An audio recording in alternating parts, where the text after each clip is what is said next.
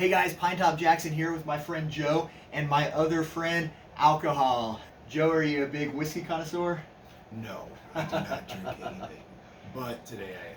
I'm not a big whiskey connoisseur myself. I enjoyed it growing up, but growing up I would always buy the cheapest thing I could find and mix it with Coke because I always got my mind on my money and my money on my mind, going for the biggest bang for my buck. But as I get older, I kind of it hits me in the stomach a little more, digestion or something. That's that burn. Yeah. That kind of chest burn. Put hair on your chest and then burn it away really quickly. So I haven't drank whiskey in a while, but Metallica put out this whiskey, Blackened Whiskey, in 2018. All right, you ready to break this guy open? Yeah. So this is batch 96. We'll need to know that. Batch 96. 96. So that's, remember everybody, that's 96. All right. Now, no matter which way you turn it, it's 96. I just don't see the 69. All right. Oh my god, that's gonna burn. Oh, I feel like those Irish people on that YouTube show where they're about to drink American whiskey, and they always are like, "Oh yeah, our whiskey's the best," and then they drink some American shit, and they're like, "Oh my god, I'm going to die. Beat me up, Scotty." I don't know. My accent's changed. You know, the best way to drink this is the quick way. Right. And then I can take a full shot. But I mean, hey Metallica, here we go. Oh, shouldn't it be like red wine? It should be like, and then just moving around, and then just. It burns. Yeah. It's not toothpaste. No, but it's smooth. Though. Yeah. It's not at all what I thought. No. Well, I'm not used to brown liquors. Oh, Even okay. light brown liquor. So I'm sure there's no difference. But it's actually smooth. Yeah. Being that I used to work in a bar, I know it can go down a lot worse. Yeah. So, alright.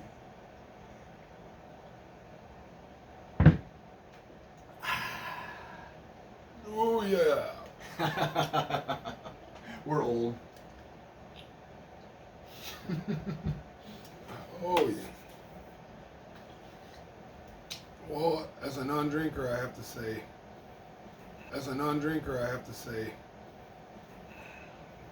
Wow.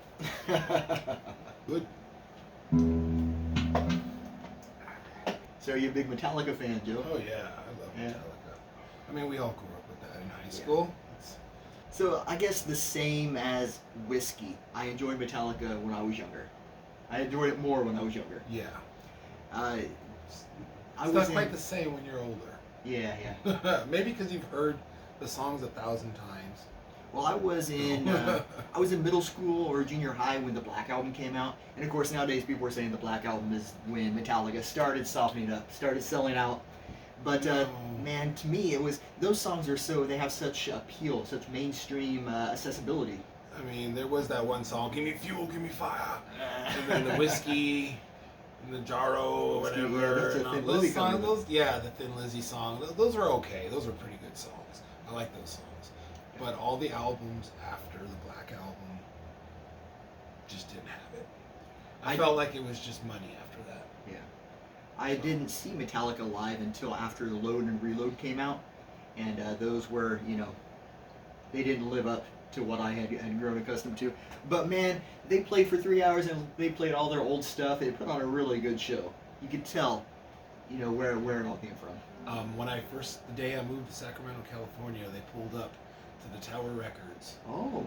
Rest in peace, Tower Records. Yeah. There's any left. And they had a live show, and they got in trouble because they copied what U2 did. Oh. And U2 went on the rooftop while they pulled out in Sacramento and Arden, I think it was. They got in trouble for doing I think it was Watt Avenue.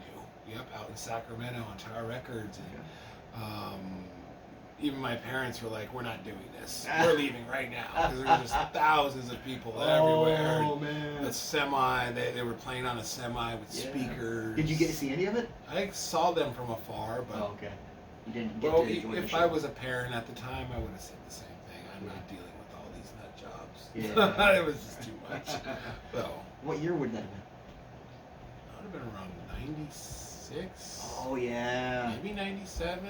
That was 96. Metallica Fever was huge then. So, right around there. The Black Album, their first single from it, when you could just hear those opening.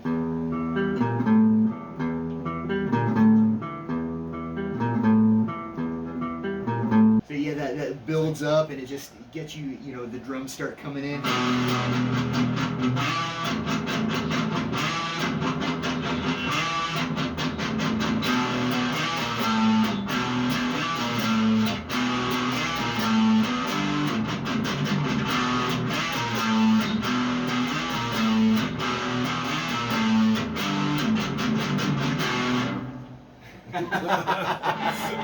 I was a kid and I had just started playing guitar, and Metallica, you know, was a big influence. And then that one song, you can't play guitar, but you feel so good knowing how to play that. It's your very first song you learn. It's one of your very first songs. That and Deep Purple. Smoke on the Water. So later I'd be hanging out with some older kids who play, and I'm like, yeah, man, I play guitar, but, you know, I don't really know what I'm doing. And he was like, you know, nothing else matters, right? And I said, well, just the beginning part. So he said, play that. Yeah, play that. Just keep playing that over and over again. And while I was doing that, he would do this.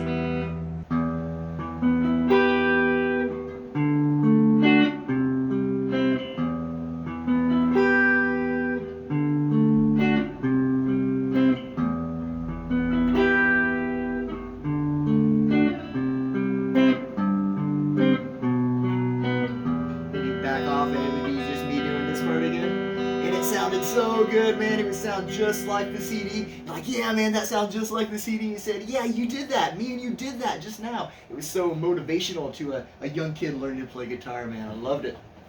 And then after the Black Album, you'd go back and explore their old stuff. And of course, you'd come like...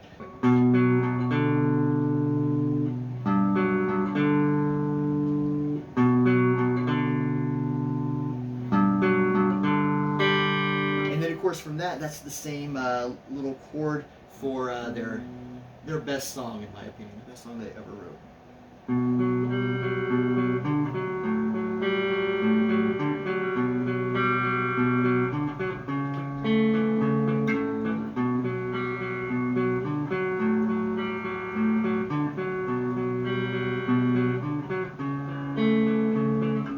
And then they'd come together to...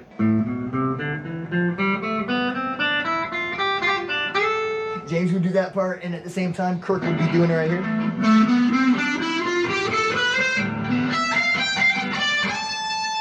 Only much smoother than I did there. Once you do that chord, it opens it up to all this other stuff, that Ozzy song.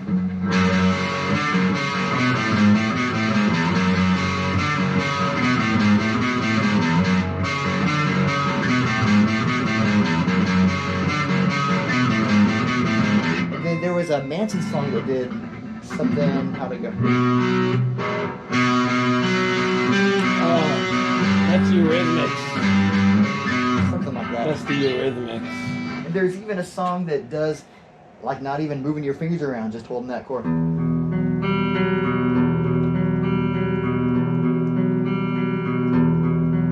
Faith No More, off of the Real Thing album. Then he does like some complicated Mexican sounding stuff. But yeah, so Metallica was so influential in me growing up and learning guitar and just becoming the person that I am. I feel a little weird about not really liking them so much anymore, you know? After the Black Album, I was done. I was like, I like this, and then I heard the next album, and I think it came out while I was in high school. Oh, I was like And turning so 18 yeah, I was last close. year Yeah. when Load came out. Yeah, Load came out, and I was like, I have to unload this crap. So, it's a load of shit. So There's a scene in that movie they made for the Some Kind of Monster where Lars is having an auction of his artwork, his painting. He's selling off all this stuff, and like so he's Lars. upstairs looking down on the auction floor, and the guy's like going 2 million, 2.3 million, or whatever. I feel like Lars kind of ruined Metallica. Oh, but before that, the Napster thing that put a bad taste in a lot of people's mouth. Oh yeah, because they were already millionaires and they were only complaining about a couple $1 million being stolen from them. Man, okay, Pennies on the dollar compared to what they were earning. There's two sides to it. I can understand like artistic property. They wrote that and they want to be compensated for it. So many people are enjoying it and they ought to be compensated. But man, I grew up with local music, and having a death metal band with 30 people at a bar. If someone has a video camera recording that and puts it on YouTube wasn't around back then, but having a videotape of your performance and circulating it, that's huge. You love that stuff, but then they don't want their stuff. They don't want a video camera in their concerts. No, nobody does anymore. No. It's too bad. Too late. I have one. So yeah, this whiskey, the thing that sets this apart from other American whiskeys, or the gimmick, I really think it is. Oh, the music. Yeah, so they have it in the oak barrels, and then they put speakers all around the barrel and blast Metallica music while it's aging in the barrels, and the vibrations shake the barrel, and each batch. Remember, this is batch 96. So each batch is getting angry vibrations. But each batch is getting a different playlist, so they're getting different angry vibrations. So this is batch 96, and if you look on their website, we can see what songs were playing while this was aging in the oak barrels. All right, here's from their website.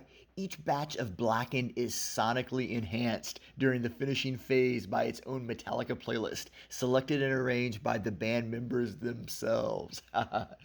So this one's batch 96, and while this batch was finishing, it was listening to Overkill, the Motorhead song, Phantom Lord off Kill 'Em All, Too Late, Too Late, that's another Motorhead song. Leper Messiah from Master of Puppets, Stone Dead Forever, another Motorhead song. This one's heavy on the Motorhead covers. Call of Cthulhu off Ride the Lightning, To Live Is To Die, and Enter Sandman, of course. All right, well, let's have another shot. Half a shot? Do this. Yes, let's do this. The non-drinker is saying yes. Let's have another shot. After this, I'm going to go swimming. I gotta drive home, so I'm just gonna pour half a shot. I'm doing half shots. Because we're old men now. So man, thanks for drinking some whiskey with me. No problem. Thank you guys for watching. Cheers. Have a good night.